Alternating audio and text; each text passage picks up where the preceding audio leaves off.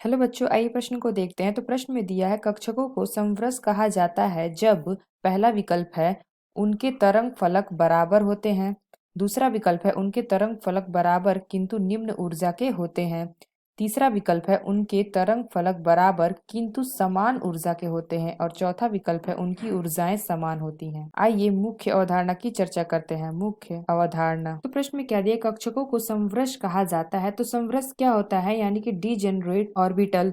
तो यह क्या होता है हमारा समवृत्त कक्षक। तो यह क्या होता है, जो समान उपकोष और समान कोष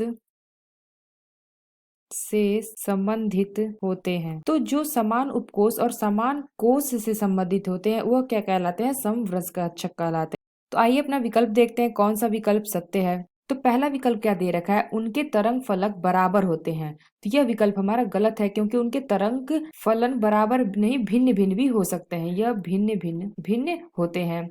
दूसरा विकल्प क्या दे रखा है, उनके तरंग फलक बराबर किंतु निम्न ऊर्जा के होते हैं। तो यह निम्न ऊर्जा के नहीं होते हैं, यह निम्न ऊर्जा के नहीं होते, समान ऊर्जा के होते हैं, समान।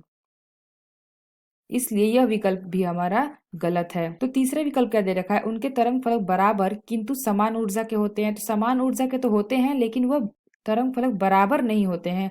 तो यह विकल्प भी हमारा गलत है। तो चौथा विकल्प दिया, उनकी ऊर्जाएं समान होती हैं। तो यह विकल्प हमारा सही है, उनकी ऊर्जाएं समान होती हैं। क्योंकि तो जैसे P के 3 कक्षक होते हैं, Px, Py, Pz। तो इन तीनों का समवर्स यानी कि डिजनरेट है 3। तो ये हमारा क्या हो जाता है, Px, Py और Pz। इसलिए यह विकल्प हमारा सही है, उनकी ऊर्जाएं समान होती हैं। तो हमारा जो डी विकल्प है यह सही है। तो आशा करते हैं आपको समझ में आया होगा। धन्यवाद।